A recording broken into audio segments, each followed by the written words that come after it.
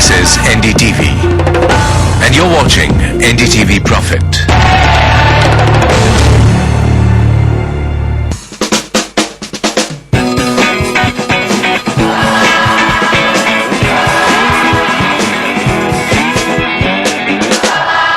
And welcome to this very special business on course. The man at the helm of ICICI Bank, N. Vagul, must have been the chairman of one of your banks every now and then.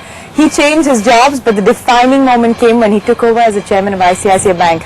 Turning point for the bank itself, from becoming a development bank to a retail bank, a credit-driven bank, and all of that. A very special occasion to have the chairman of ICICI Bank on the show.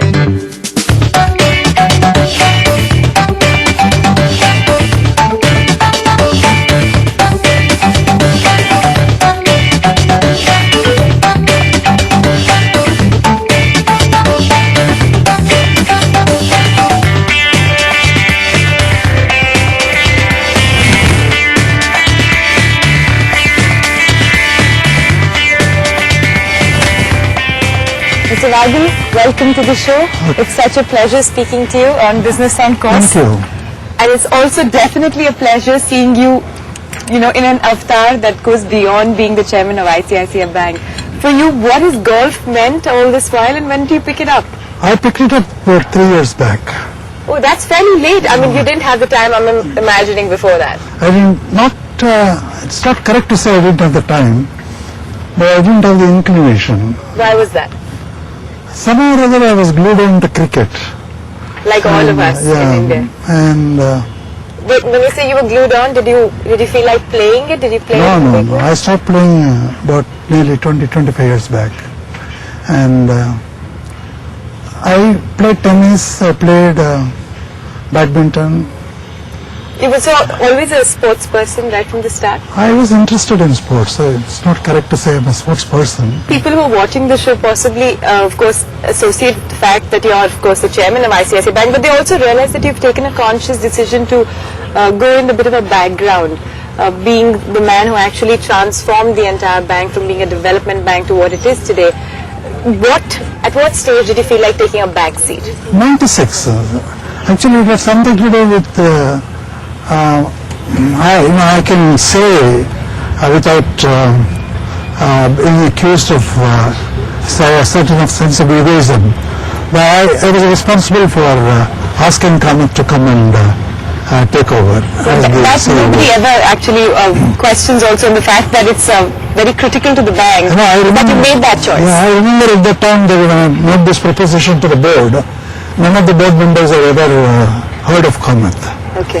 I was the only person who was aware of Kamath when he was a junior officer in the ICICI. Right. Then I still recall the discussion I had with the then Finance Minister, Dr. Manmohan Singh, who is the Prime Minister now.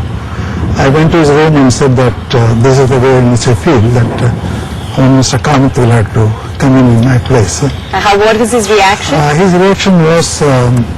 he asked me a little bit about Kamath, and then I told him that I'll ask Kamath to come and see you.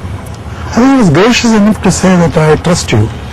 If you feel that he is the right person, you should bring him. Right. When having brought Kamath in, I thought that the most sensible thing for me to do would be to move into the background. And that's the reason why I shifted my base to Chennai. From Mumbai, from because I knew that Bombay was the happening place. Right. But Bombay could also be a place where I could be constantly interfering with what Kamath was doing. There is always a particular point in the corporate governance. Namely, that a former CEO should not be the non-executive chairman. Yes. Because there is a liability he carries with it.